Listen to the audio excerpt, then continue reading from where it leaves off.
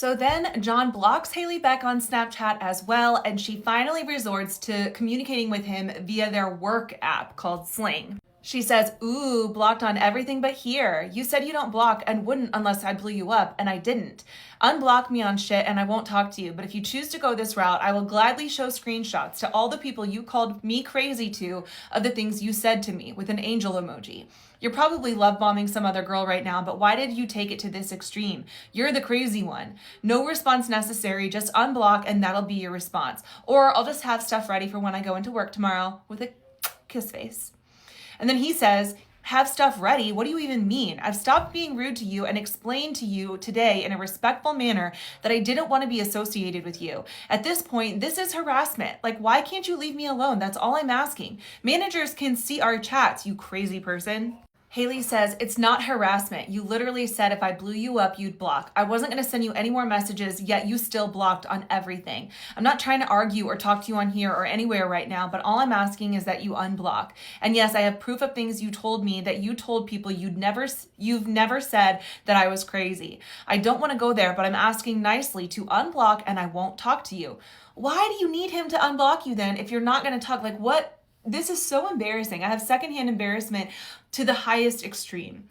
She says, "I'll leave you alone like you're asking, but can you do what I'm asking now? You do what I'm asking, and I won't talk about us to anyone about us at all." And then he says, "Look, at this point, if I hear you're talking about me and show people screenshots of our messages just to make yourself look less crazy, I will air out all of the information about your situation back in August," which is the student situation that we've been talking about, "and we'll go to managements with multiple people and question why we have a pedophile employed here. So if you want to continue to act like a psycho and talk about me, you're not going to like the outcome." Haley says, "You do know I've known Laura since like second grade, and she's the one I told my situation to immediately. She knows. You're sick to even think about going there when all I'm asking you to do is unblock me.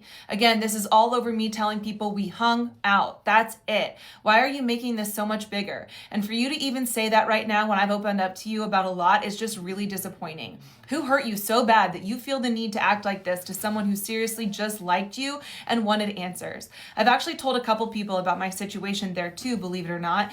But for you to even think of airing it when you're literally leaving is weird. But to protect my rep of not being crazy, sure, I'd go there and air the things you've said, or you could literally just unblock me and we could both go about our night."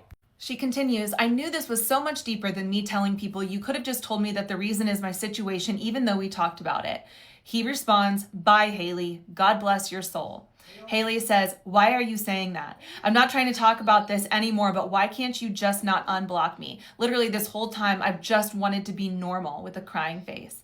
Then she says, "I won't message you anymore on anything, but come on." She continues, "Please," and says his name. "Or is blocking your way of just acknowledging that you're in the wrong and don't want to deal with it?"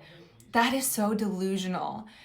She continues, "Again, I never talked bad about you. You're the one telling people I'm crazy. So if you were to also tell them my business, you'd just be evil. Even with all this, I still haven't spoken poorly about you. You're going into the military and blocking girls? Okay, diva."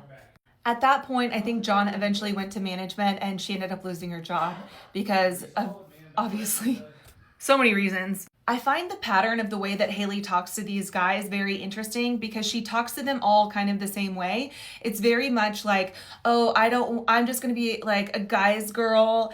You know those girls that are like, "I don't have many girlfriends. I just get along with guys so much better." And it's like, I'm sure you do. But there's always like a type, and it's bred from a deep insecurity, I'm sure, but it's like she's offering what she thinks guys want, which are these physical favors, and is swearing that she won't have any emotional attachment, and yet doesn't realize the hypocrisy in sending message after message after. I mean, she is just like berating these men to talk to her. And then the manipulative switch of being like, "You're not the good person here. You're not the right one here. I am.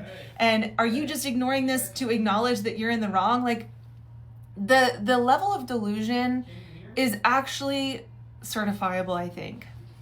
I cannot fathom chasing someone to this extent without feeling a huge sense of shame and embarrassment. Like, why doesn't she have that to stop her? Why isn't that filter there to stop her from pivoting to Snapchat and then to Sling and then saying, literally acknowledging, ooh, blocked on everything. Girl, you don't even need hints. You're being told directly to stop and you don't. It is just baffling. It needs to be studied.